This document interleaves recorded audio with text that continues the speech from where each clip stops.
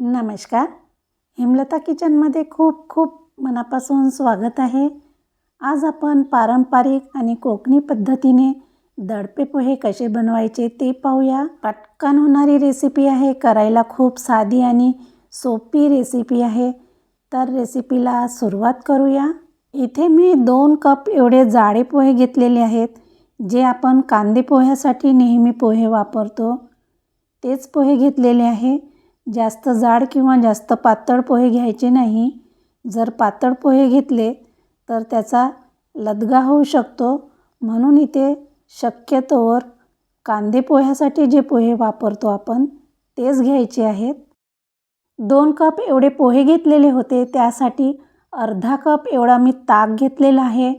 तुम्ही इथे नारळाचं पाणी घेऊ शकता. आपल्याला फक्त पोहे ओले करून घ्यायचे आहेत, जास्त भिजवायचे नाही आहेत. इथे तुम्ही नारळाचं पाणी नसेल तर साधं पाणीसुद्धा वापरू शकता. इथे मी ताकामध्ये पोहे भिजवत आहेत. ताकामधले पोहे खूप छान लागतात.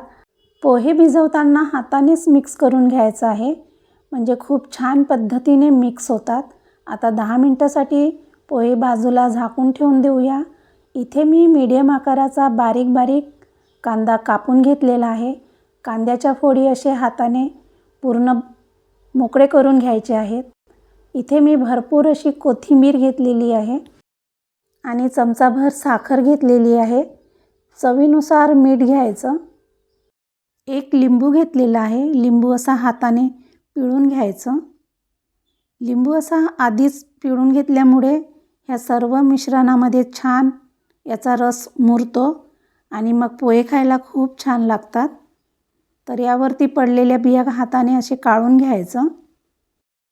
हे संपूर्ण मिश्रण हाताने असं दाबून दाबून मिक्स करून घ्यायचं आहे. साखर आणि मीठ टाकल्यामुळे याला छान असं पाणी सुटते, असं दाबून दाबून मिक्स केल्यामुळे. आणि असं केल्यामुळे पोहे पण आपले खूप छान असे टेस्टी होतात, चिवट किंवा चिकट होत नाही. तर अशा पद्धतीने मिश्रण मिक्स केलेलं आहे.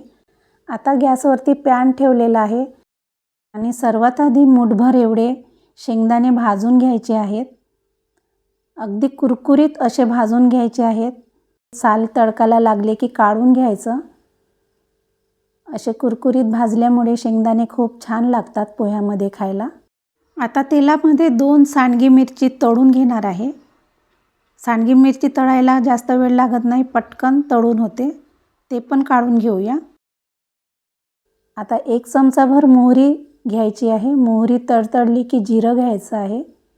जिरं छान असं तडतडलं की इथे 5-6 कढीपत्त्याचे पानं टाकायचे आहेत.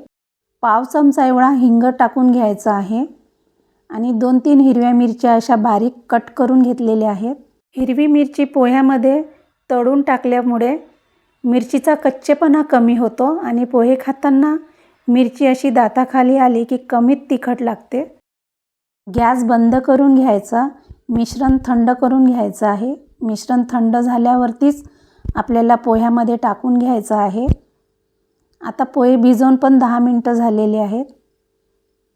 पोहे पाहू शकता खूप छान असे मोकळे सुटसुटीत झालेले आहेत.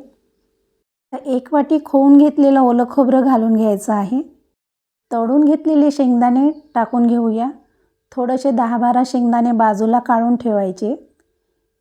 थोडीशी कोथिंबीर घालायची आहे आणि हे सर्व मिश्रण मिक्स करून घ्यायचं आहे. कांदा, कोथिंबीर, साखर, मिठाचं जे मिश्रण तयार करून ठेवलेलं होतं ते टाकून घेऊया आणि पॅनमध्ये जे फोडणी तयार करून घेतलेली होती ते टाकून घ्यायचं आहे. आता जी सांडगी मिरची आपण तळून घेतलेली होती ते हाताने अशी तोडून टाकून घ्यायची आहे. दोन्ही मिरच्या तोडून टाकायच्या आहेत. सर्व मिश्रण हातानेच मिक्स करून घ्यायचं आहे. हाताने मिक्स केल्यामुळे सर्व पदार्थाची चव उतरते आणि असं दाबून दाबून मिक्स करून घ्यायचं आहे. अशा पद्धतीने खमंग व टेस्टी असे आपण दडपे पोहे बनवलेले आहेत. वरून पोह्याचे पापडसुद्धा टाकले जातात. तुमच्याकडे पापड असेल तर जरूर टाका. वेगवेगळ्या भागामध्ये वेगवेगळ्या पद्धतीने दडपे पोहे बनवले जातात. ही आपली खूप साधी आणि सोपी पद्धत आहे दडपे पोहे बनवण्याची. तर तुम्हालाही आजची माझी दडपे पोह्याची रेसिपी कशी वाटली? रेसिपी आवडली असेल तर जरूर लाईक करा आणि माझ्या चॅनलला जरूर सबस्क्राईब करा. धन्यवाद.